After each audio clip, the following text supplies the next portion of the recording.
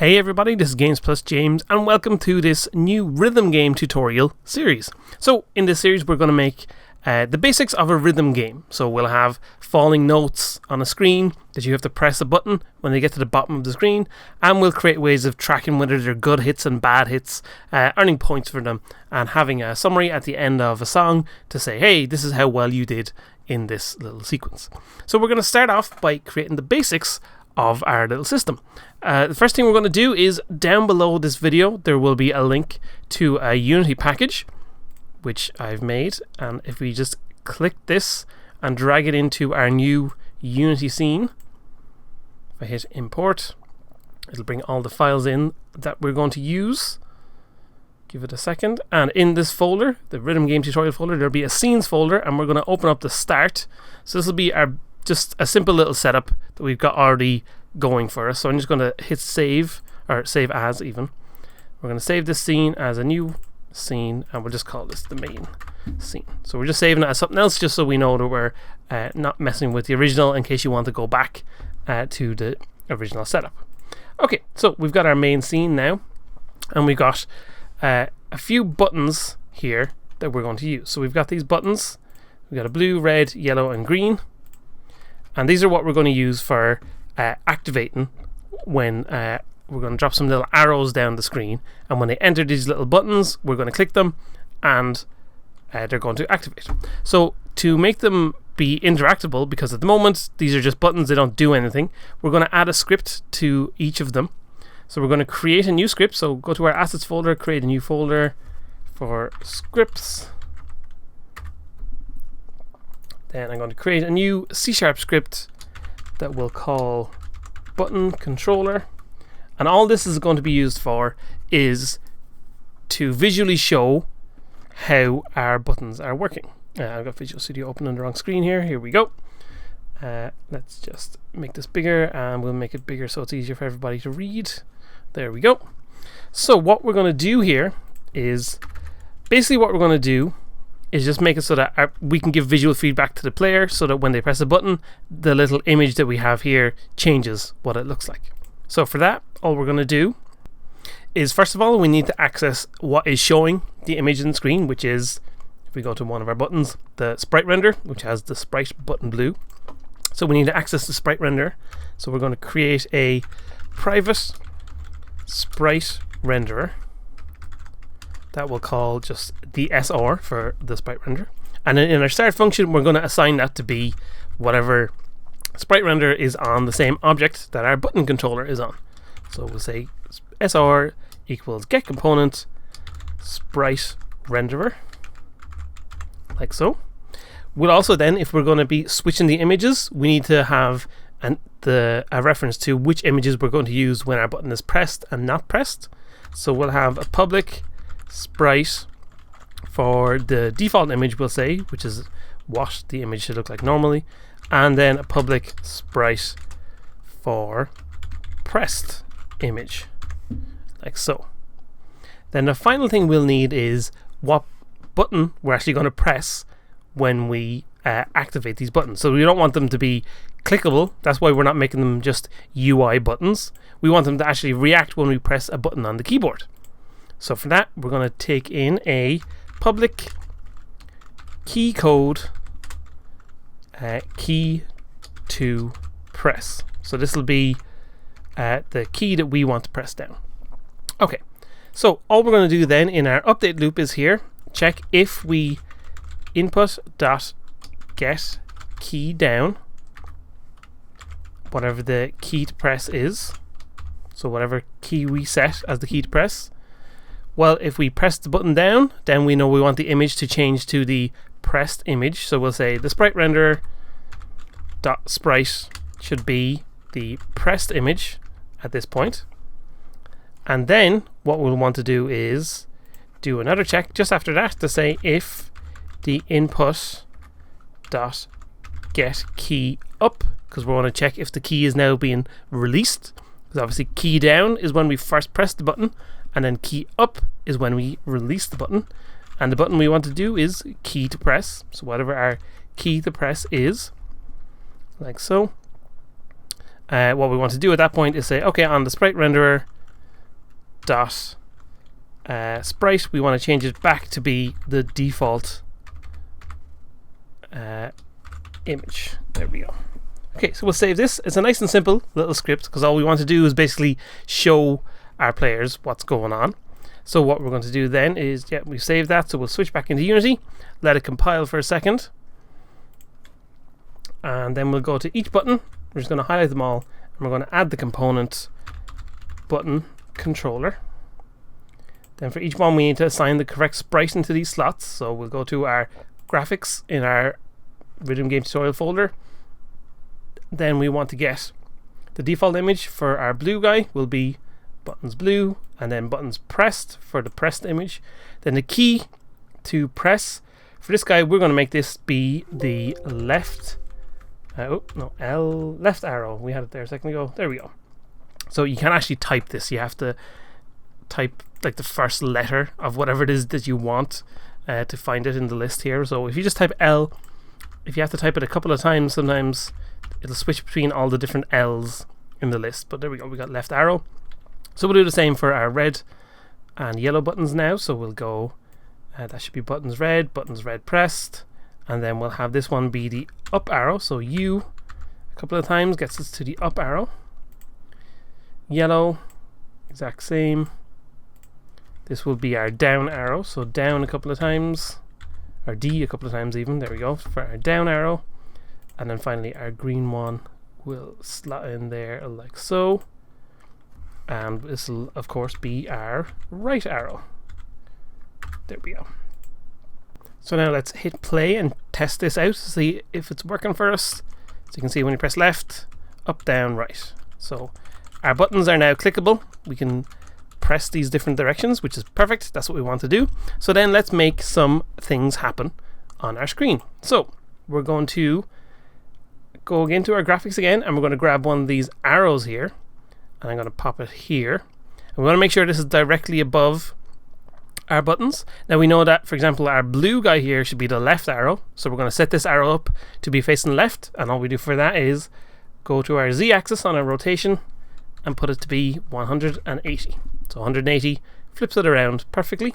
Then, as I said, we need to line this up with our blue button, so let's drag it on top of our blue button here, and then on the X-axis we're going to set it to be 0, so it's perfectly lined up. Then we can drag it back off again so it's here like this, and I'm just going to move it up a little bit like so, to global, just so we can see it properly here. Okay, so we've got our arrow now. So then we need to make sure that if we drag our arrow, just 1 second down here, at the moment you can see it's appearing over our blue guy, which just happens to work out nicely. It's actually appearing in front of all our buttons, but we want to make sure that that definitely happens for sure. So we're going to, so we have our buttons here.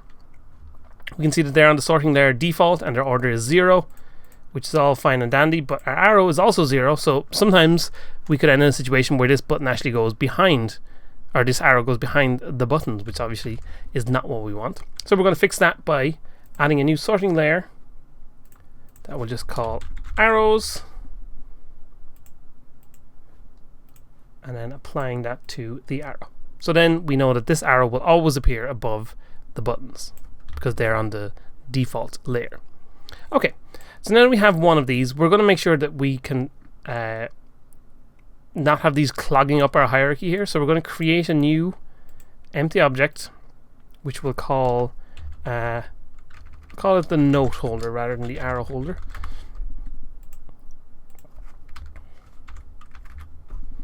And then we'll drag our arrow in. Actually, we'll make this, we want to make sure that this is in the middle. So we'll actually just set this to 0, 0, 0. That'll be fine. Then we'll grab our arrow and drop it in there. Perfect. Okay. Now that we have our arrow, let's go ahead and make it so that our arrow is falling down. So we're going to go into our scripts, and we're going to create another new script, C# script that we'll call beat scroller. And we're going to add this to our note holder here. So this is going to be what makes everything within here fall down. So we'll actually just, for example, we'll just duplicate this guy. So we'll have a couple of different arrows here. So I held Control there to make sure this moved up one exact place. and we'll duplicate it again, and we'll make another one over here. This should be the down one, so we'll make this at -90. There we go. So we end up with an arrow pointing down like that, and that'll be fine. Okay, so now we have this. Let's go and open this up here, and we're going to create this new beat scroller script, and this is going to require just a couple of things. So we'll say we want to have a public float for the beat tempo. We're going to call this. This will be how fast our arrows fall down, and we'll just have another one here for public bool has started. This is just going to be our way of checking, hey, we'll press a button to make things start scrolling down the screen. Okay, so in our update, the first thing we're going to do is check if we have, if not has started is true. So if we haven't done anything yet, then we're going to just check if any button is pressed. So if input.get, actually just input.any key down. So if any key is pressed, then we'll change has started to be equal to true. And then we'll say here else. So, oh wait, no, not here, sorry. We want to do it here because we want to say else if has started is true, well then start moving things down, and we'll start moving them down based on our beat tempo. So before we start moving this stuff, we'll just say beat tempo is usually worked on a time scale, and the average kind of time scale for a very simple kind of standard beat is about 120. And the way that would actually work for us in Unity is 120 beats per minute. That's what a tempo is. So you get 120 beats per minute would be, then if you divide it by 60, that would be 2 beats per second. Which means that if we look at Unity here, basically what we could say then is, hey, well, we would be moving this thing. If we wanted 2 beats per second, this would be moving at 2 places per second. So that would be how fast our little arrows will move on our screen. And it's actually a very simple and straightforward way to represent it. So what we can do then in our start function is whatever beat tempo we set to be used up here, we're going to then divide that by 60. So we're going to say beat tempo equals beat tempo divided by 60. So that'll give us how fast this should move per second. So now that we know how fast this should move per second, so we know, say, at 120, it'll move at 2 units per second, because that's our tempo divided by 60. Well, then we know, hey, that's how fast it should move per second, so let's move it. So we'll say transform dot position. We're going to move our transform position. We're going to set it to be minus equals a new vector tree, because we only want to move it on the y-axis. We're going to say 0f here. Then on the y-axis, what we're going to say is take our beat tempo, and obviously we don't want to move it at 2 every single frame, so we'll say beat tempo multiplied by time, not and, multiplied by time dot delta time. And then finally on our z-axis, we're also going to say 0 because we don't want it to move there at all. So we can save that, and that's basically it for the moment. So let's switch back into Unity. And once that's compiled, here we go. We have our beat scroller now. We have a beat tempo. We're going to set that to be 120 by default because that's a very standard beats per minute for music in general. And obviously has started as false, but we can then hit play. And if I press a button, there we go. We get our beats scrolling down the screen. So that's perfect. We have that in place. The next thing we're going to do, just to get things all nicely set up, is on each of the arrows, we're going to add a new script that will basically detect, hey, have I entered our button area? And if I have, is the correct button being pressed? So what we're going to do is create one more script in our script folder that we'll call note object. And we'll just add that onto our arrows here, like so. Then we're going to open it up. And what we're going to do is basically check when our let's just switch back here for a second. When our arrow enters this little box area, we're going to check if it enters a trigger zone, and if it does, then what we're going to do is say, okay, we can press a button now, and if the button is pressed in time, we'll remove the arrow, and if not, then we'll say, oh, we can't press it anymore. So what we'll do to do that is we're going to create a public, actually it doesn't need to be public, just void on trigger enter 2D. We'll change collision here to be other, and then what we'll say in here is if other dot tag equals, we're going to create this new tag in a second, tag called activator, so that'll be what our buttons are. If it is the activator tag, then we'll set a new bool, which we're going to create up here, a public bool, well this could be private but it doesn't really matter, public bool can be pressed like so, and here we'll say can be pressed equals true. So if we're checking to see if we can be pressed when we enter it, we'll also then we'll just copy this whole thing like so. So on trigger exit 2D can be pressed equals false. Okay, for the moment that's fine. We just want to set up this little bit just to be able to test this out over here. Switch back into Unity.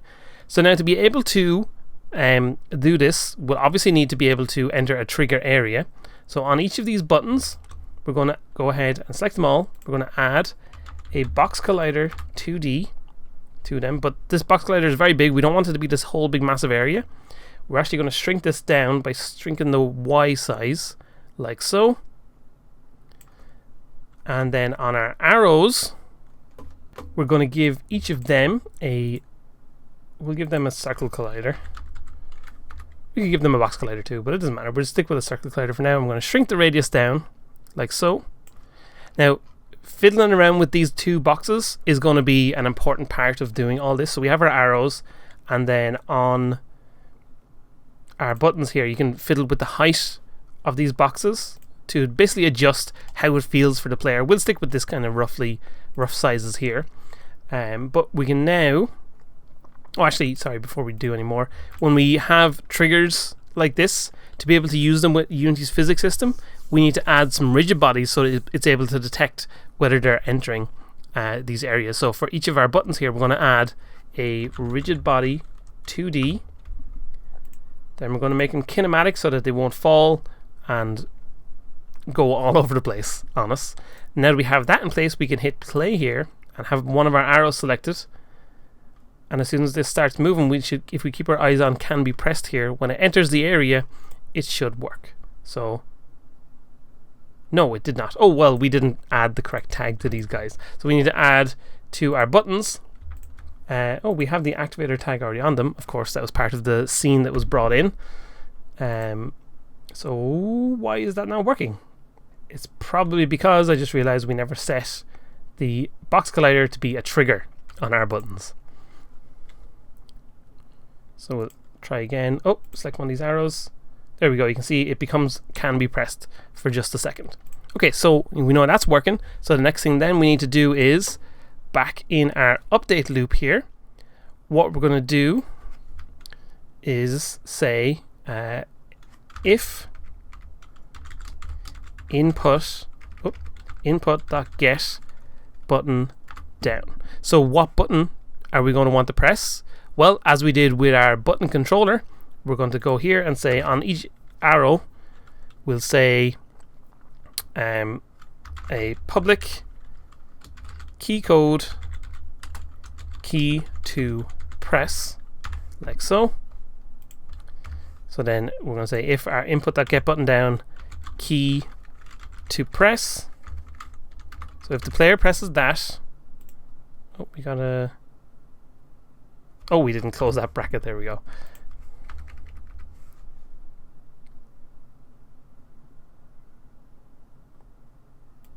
Get key down, that should be. I was wondering why we're getting the error there. If it press the key down, key to press, then we'll check if our can be pressed is true.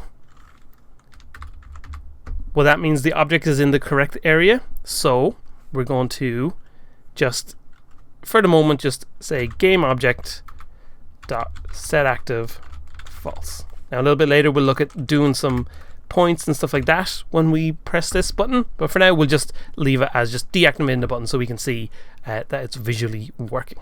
Okay, so we'll save this, go back into Unity. What I'm actually going to do is also, so that we're able to keep track of what's going on, so our first arrow here, we're going to set this to be named left arrow, which actually do the same on this other guy too. So this will be a left arrow, and then this one will be a down arrow, just so it's easier for us to visually see what's going on. In fact, let's just duplicate this, and I'm going to put this guy here and say this will be a up arrow, and we'll add one more over here, so this will be our right arrow.